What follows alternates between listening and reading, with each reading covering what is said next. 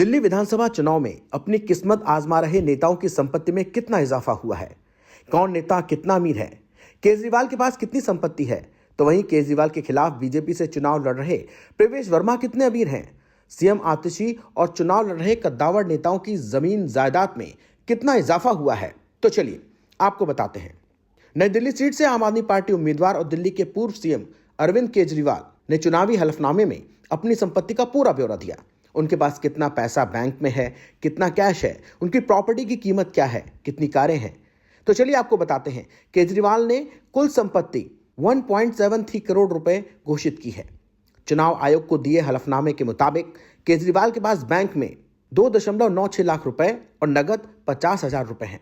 उनकी अचल संपत्ति की अगर बात करते हैं तो 1.7 करोड़ रुपए उसकी कीमत है। सुनीता केजरीवाल के पास 1.5 करोड़ रुपए की अचल संपत्ति भी है। केजरीवाल की पत्नी के पास गुरुग्राम में एक घर, एक छोटी कार है। वहीं केजरीवाल दंपति की अगर बात करते हैं तो कुल संपत्ति 4 करोड़ 23 लाख रुपए है। नई दिल्ली सीट से चुनाव लड़ रहे अरविंद केजरीवाल ने साल 2020 के चुनावी हलफनामे में 3.4 करोड़ रुपए की संपत्ति घोषित की थी। साल 2015 में ये 2.1 करोड़ रुपए थी। अब बात करते हैं दिल्ली की मुख्यमंत्री आतिशी की। आतिशी कालकाजी सीट से चुनाव लड़ रही हैं। इस सीट पर आतिशी का मुकाबला कांग्रेस की अलका लांबा से है, तो वहीं बीजेपी से बिधूड़ी चुनाव मैदान में है। दिल्ली की मुख्यमंत्री आतिशी की संपत्ति 76 लाख रुपए की है। एफिडेविट के मुताबिक आतिशी की संपत्ति में पिछले 5 साल में 28.66% का इजाफा हुआ है। आतिशी के पास कोई अचल संपत्ति नहीं है। उनके पास अपनी कोई कार और दूसरा कोई वाहन भी नहीं है। उनके पास 30,000 रुपए नगद हैं और इसके साथ ही उनके 3 बैंक अकाउंट भी हैं।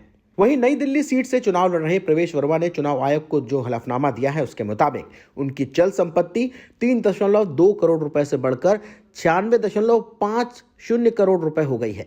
यानी प्रवेश वर्मा के पास 115 करोड़ रुपए की संपत्ति है। इसमें चल संपत्ति की कीमत 96.50 करोड़ रुपए और अचल संपत्ति का मूल्य की बात करते हैं तो 19.10 करोड़ रुपए है। साल 2019 में प्रवेश वर्मा के पास कुल चल अचल संपत्ति 15.52 करोड़ रुपए थी। प्रवेश वर्मा के पास नगद 3 लाख रुपए हैं, तो वहीं उनके ऊपर 74.37 करोड़ रुपए की देनदारी भी है। चलिए अब बात करते हैं दिल्ली के कैबिनेट मंत्री और आप नेता सौरभ भारद्वाज की। सौरभ भारद्वाज ने जो एफिडेविट दाखिल किया है उसके मुताबिक बीते 5 साल के दौरान मंत्री सौरभ भारद्वाज की संपत्ति में बढ़ोतरी तो हुई है। चल संपत्ति में यह बढ़ोतरी 5 लाख रुपए की है, जबकि अचल संपत्ति की कीमत 9 लाख रुपए बढ़ी है। सौरभ भारद्वाज के चुनावी एफिडेविट के मुताबिक उनकी चल संपत्ति कुल 26 लाख रुपए है, जबकि अचल संपत्ति में 85 लाख की हिस्सेदारी है। सौरभ भारद्वाज ने साल 2020 में जो एफिडेविट फाइल किया था उसके मुताबिक सौरभ भारद्वाज की चल संपत्ति 21.55 लाख रुपए थी। यानी कि इन 5 सालों में करीब 14 लाख रुपए की उनकी संपत्ति में बढ़ोतरी हुई है। बात करते हैं दिल्ली की, तो मनीष सिसोदिया की बात करते हैं। अब मनीष सिसोदिया की बात करें तो सिसोदिया के चुनावी हलफनामे में जो बताया गया है उसके मुताबिक 25,000 रुपए उनके पास कैश है और उनकी पत्नी सीमा के पास 15,000 रुपए कैश है।